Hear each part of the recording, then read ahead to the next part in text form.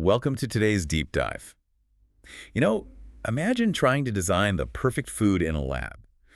Uh, you want something that physically stretches your stomach to turn off hunger hormones, thickens in your gut to put the brakes on digestion, and feeds your muscle tissue without adding any excess fat.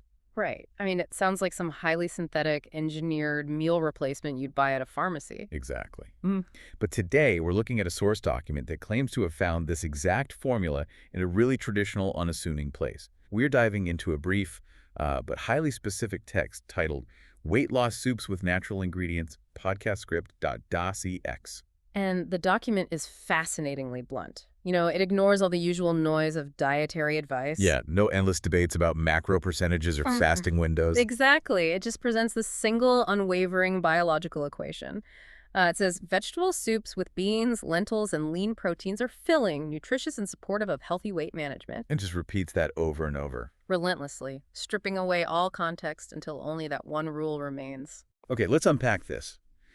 Because, on the surface, that just sounds like a standard recipe suggestion for you to try at home. It does sound simple, yeah. But when you look at the actual physiological mechanics of what those specific ingredients do to the human body in that exact combination, well, it's highly engineered. It really is.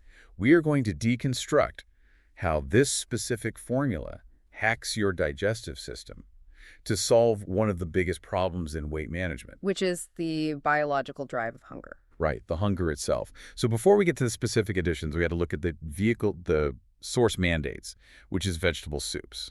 What's fascinating here is how the text inextricably links that vegetable soup structure to the final physiological outcomes. Right, because it explicitly grounds the entire concept in a vegetable soup phase. Not broths, not salads, not a solid meal with a big glass of water on the side. No, it mandates the soup as an architectural foundation for weight management. Which makes me wonder, is the vegetable soup just the canvas, and the beans and proteins are the paint? Or is the soup itself doing the heavy lifting here? Oh, the soup is absolutely doing the heavy lifting. To understand the engineering, you have to look at gastric emptying, Okay. which is basically how our stomach processes liquids versus solids. When you eat a solid meal, like roasted vegetables, and drink a glass of water, your stomach is remarkably efficient at separating the two. Oh, interesting. So it siphons off the water? Yeah, it sends the water quickly down into the intestines and leaves the solid food behind to be broken down, so the overall volume in your stomach drops rapidly. But when they're cooked together in a soup, that doesn't happen. Right, because the liquid is bound to the cellular matrix of the food. The stomach can't just drain the water away. So the entire volume is trapped in your stomach for a longer period. It makes me think of, like, a dry sponge. A dry sponge. Yeah, like you swallow a dry sponge and then drink water. It might not mix perfectly or expand fully right away. Oh, I see what you mean. But a pre-soaked sponge takes up maximum physical space the exact moment it enters the environment. That is a great analogy. And that sustained volumetric expansion is critical for the first phase of satiety. Because of the stretch sensors, right? Exactly. The wall of your stomach is lined with mechanoreceptors. They're essentially physical stretch sensors. Right. When they are triggered by the sustained waterlogged volume of the soup, they send signals via the vagus nerve directly to the brainstem, Telling you what? telling the brain to suppress the release of ghrelin, which is your primary hunger hormone. Wow. Okay, so that explains why the text mandates vegetable soup as the foundation. It provides massive physical volume with very low caloric density. It's basically a mechanical trick for you to use. You physically stretch those receptors without loading up on energy. You secure immediate fullness, but, volume alone is just a short-term solution. Because eventually it empties out. Exactly. And if it empties and your body hasn't received sustained energy, you get a blood sugar crash. And the hunger comes back twice as strong. Yes. Which is where the text introduces the next required variables to manipulate digestion further down the tract. Right, which takes us to the specific legume layer. Because once the vegetable soup base is established, the source doesn't just suggest random vegetables. No, it specifically dictates the addition of two distinct types of legumes. The exact specification of beans and lentils. And here's where it gets really interesting to me. Why separate them? Why not just say legumes? That deliberate separation is key. It's like specifying you need both a belt and suspenders for this soup's nutritional profile. That's exactly it. By explicitly pairing beans and lentils together and isolating them in the text, the source implies this exact dual combination is an uncompromising requirement. Right, for the recipe to actually work. Because they function so differently under heat and digestion, by mandating both, the text creates a two-tiered system for glycemic control and gut health. Let's break that down. What are the lentils doing? Well, lentils, especially split varieties, tend to dissolve when cooked. They turn into that thick slurry. Exactly. And when they break down and thicken the soup, they release high amounts of soluble fiber into the liquid. Okay. And soluble fiber binds with water to form a viscous, gel-like substance in the upper gastrointestinal tract. I imagine that gel acts like a massive traffic jam for digestion. That is precisely what it does. So it physically gets in the way of digestive enzymes trying to reach the carbohydrates. Yes, which severely slows down the rate at which glucose enters your bloodstream. So you avoid the spike. That steady, metered release of glucose is exactly what you want. It prevents rapid insulin spikes that drive fat storage. And it prevents those hypoglycemic crashes that trigger sugar cravings later. Right. The lentil essentially acts as a time-release mechanism for the meal's energy. But wait, if the lentil is handling the viscosity of the liquid and managing the upper GI tract, what is the whole bean doing? Well, Like, why not just use a double portion of lentils and maximize that gel effect? because the intact bean brings a completely different biological mechanism to the table: resistant starch and insoluble fiber.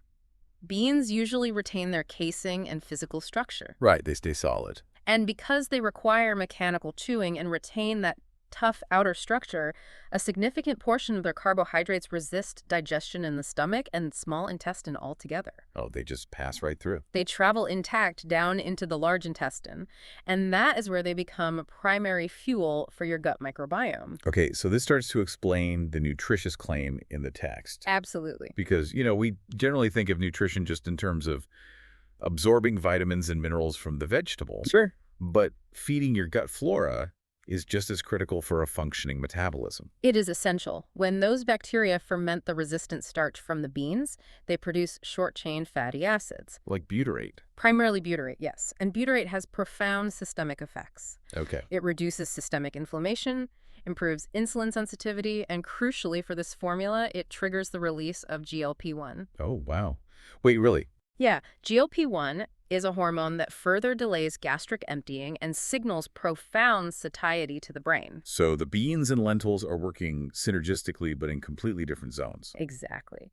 The lentils manage the upper GI tract by slowing nutrient absorption. And the beans manage the lower GI tract by stimulating the microbiome to release hormonal satiety signals. It is a highly calculated combination. It really is. You have the mechanoreceptors triggered by the volume, the gel-like matrix of the lentils slowing sugar release, and the whole beans triggering GLP-1.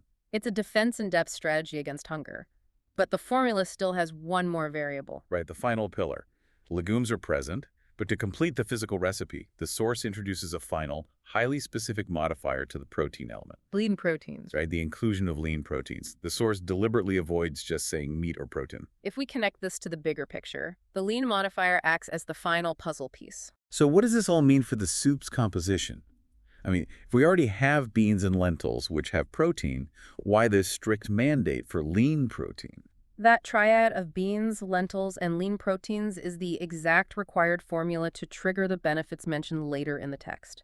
It points directly to the thermic effect of food. The thermic effect. Yes, TEF. It's a major, often overlooked factor in weight management. Your body has to expend energy simply to digest, absorb, and dispose of the nutrients you consume. And protein takes the most energy to digest, right? Exactly. Protein has the highest thermic effect of any macronutrient. Up to 30% of the calories contained in the protein are burned off just through the physiological process of digesting it. Wow, 30%. So by adding a dedicated protein source, the soup forces the body to increase its energetic output just to process the meal. You got it. But if you just add protein, you could throw a fatty cut of pork shoulder or heavy sausage into the soup. You could? You'd get the protein. But you're introducing a massive influx of calorically dense lipids. And fat has an incredibly low thermic effect. The body breaks it down and stores it with almost zero effort. So the word lean acts as a strict biological guardrail. Exactly. It forces you to maximize the metabolic cost of digestion without accidentally smuggling in a caloric surplus that would undo the entire equation. That makes total sense. And beyond the thermic burn, protein is the most satiating macronutrient on a chemical level. How so? When the amino acids from that lean protein hit your digestive tract, they stimulate the release of cholecystokinin, or CCK, and peptide YY. More satiety hormones. The incredibly powerful ones. So now look at the layers the text has built. You're stacking chemical satiety from the protein on top of the hormonal satiety from the beans, the glycemic stability from the lentils, and the mechanical stretch from the vegetable volume. It is an overwhelming assault on the hunger tract. It's incredible. And this brings us to the immediate physiological equation. Now that the exact physical ingredients are assembled, the text pivots directly from the bowl to the body. Outlining the immediate bodily sensations and benefits. Right, because the resulting mixture is explicitly defined by two equal traits. It says they are filling and nutritious. And those two words are crucial. It feels like a direct input and output scenario. It's like a math equation for your body. How so? Well, the specific ingredients on the left side of the equal sign result in these exact physical sensations on the right side. That's a great way to put it. So how do these two distinct concepts, filling and nutritious, operate together in the context of the text? The text treats filling, which is satiety, and nutritious, the health value, as parallel codependent outcomes. The source does not prioritize one over the other. You get both simultaneously as a direct result of that specific ingredient triad. Because the exact same amino acids that are triggering peptide YY to tell your brain you are full are simultaneously being transported into your bloodstream for muscle repair. Precisely. When you are in a caloric deficit, preserving muscle mass is paramount because muscle tissue is metabolically active. It burns calories even while you are sitting still. Right. So the triad is complete. The vegetable base provides the sheer volume and essential micronutrients. The dual legume matrix provides the time-release energy and gut health optimization. And the lean protein provides the thermic burn and muscle preservation. It's a completely self-contained, optimized biological package. Really is. Which leads directly to the ultimate goal, the final long-term thesis of the source document. That these soups are supportive of healthy weight management. Yes, supportive. I have to push back on that specific vocabulary choice, actually. Oh, really? Yeah, why supportive instead of a word like causes or creates? I mean, given the strict, uncompromising nature of the ingredients we just talked about, That's a fair point. saying it is merely supportive seems like a deliberate pivot away from the hyperbole we are so used to seeing in diet culture. It implies an active partnership with you, the listener, rather than just being a magic pill. This raises an important question about how we view food. The source carefully positions the soup as a support system, requiring you to view this precise meal as a tool that assists in healthy weight management rather than a standalone cure. Because the text doesn't say, this combination burns fat or causes weight loss.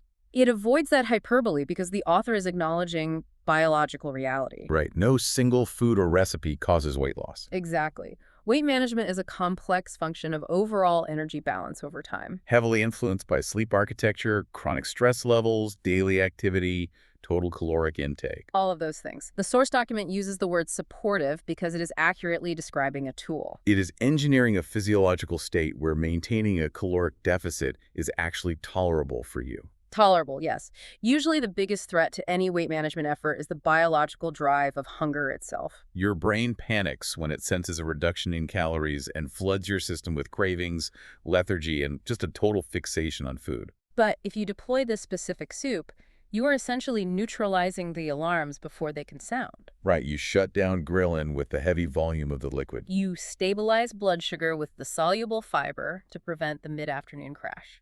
And you release long-lasting satiety hormones using the lean protein and resistant starch. You are actively supporting your weight management goals by removing the physiological friction of hunger. The soup doesn't do the work of managing your overall diet for you, but it acts as the scaffolding that holds your efforts up. It makes the right choices feel easy. It is a brilliant way to look at meal prep.